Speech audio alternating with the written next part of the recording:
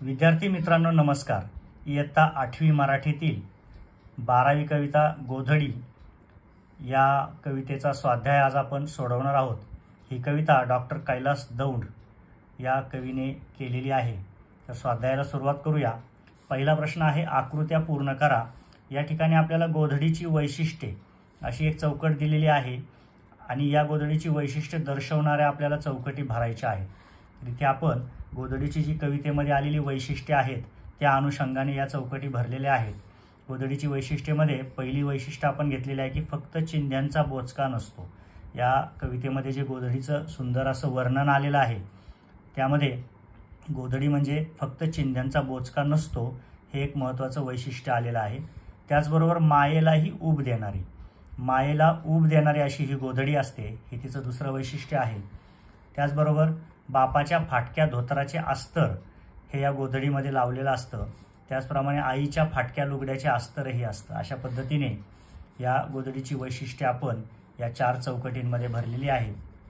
पुढे दुसरा उपप्रश्न आहे गोधडीत चिंधीच्या रूपाने आठवणीत दडलेल्या व्यक्ती। तर या गोधडीमध्ये वेगवेगळ्या व्यक्तींच्या आठवणी असतात, त्या चिंधीच्या स्वरूपामध्ये त्या जोडल्या गेलेल्या असतात। अशा व्यक्तींचा उल्लेख कवितेमध्ये आपल्याला आलेला आढळतो। अशा व्यक्ती कोणकोणत्या आहेत ते आपल्याला इथे लिहायचं आहे। तर कवितेचं वाचन केल्यानंतर आपल्या लक्षात येतं की आई, वडील, मामा आणि भाचा ह्या व्यक्ती या गोधडीत चिंधीच्या रूपाने आठवणीत दडलेल्या आहेत। तर अशा पद्धतीने आपण याचं इथं उत्तर लिहिलेलं आहे।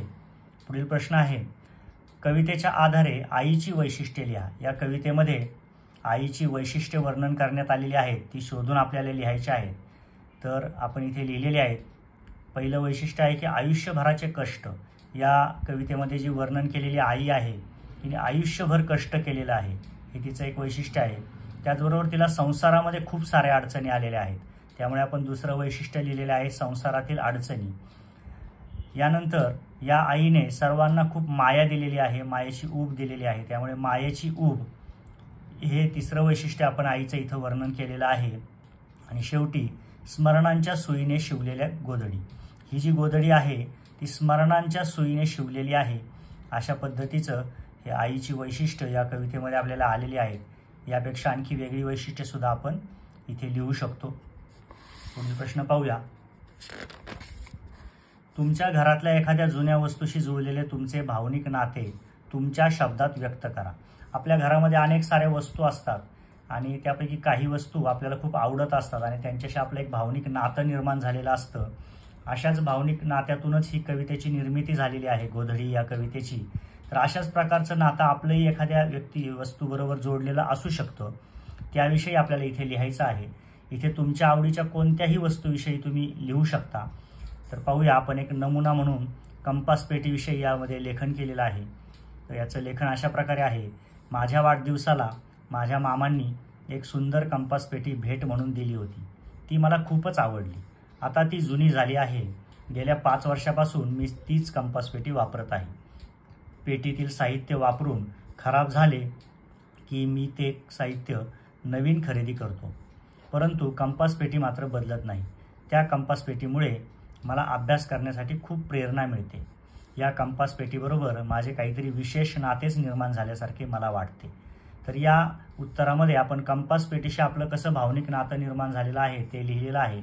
इथे आपण कोणतीही वस्तू घेऊन त्याविषयी लिहू शकतो, तेव्हा तुमच्या आवडीची एखादी वस्तू जिच्याशी तुमचं भावनिक नातं निर्माण झालेलं आहे, ती वस्तू तुम्हाला खूप आवडते, त्या वस्तूविषयी तुम्ही इथे तुमच्या मते लिहू शकता।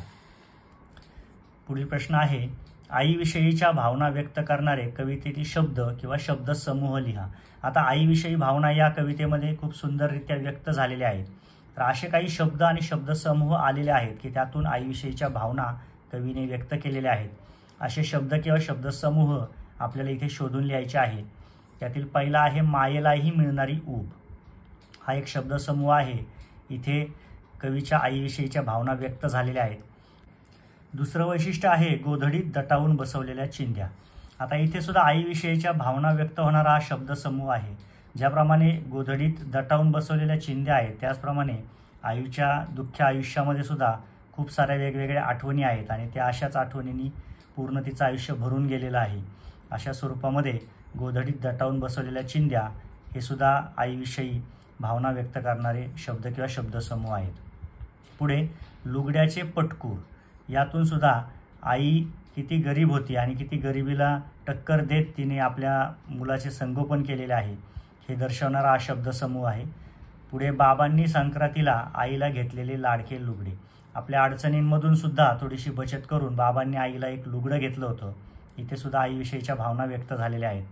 त्याचप्रमाणे आईची स्मृतीची सुई, म्हणजे आठवणींच्या सुईने ती गोधडी विणलेली आहे, अशा प्रकारची एक सुंदर भावना आईविषयीची या शब्दांमधून कवीने व्यक्त केलेली आहे.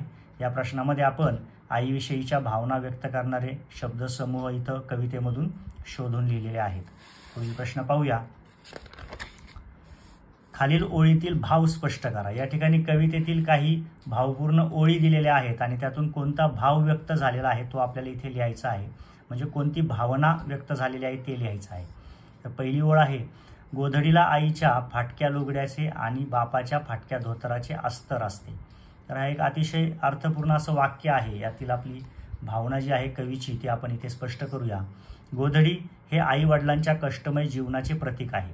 कवी म्हणतो, आईने शिवलेली गोधडी म्हणजे फक्त चिंध्यांचे बोचके नसते, त्यात आईबाबांच्या भावना गुंतलेल्या आहेत. गरिबीमध्ये हालाखीचा संसार करताना आई वडिलांनी खूप कष्ट सोसले.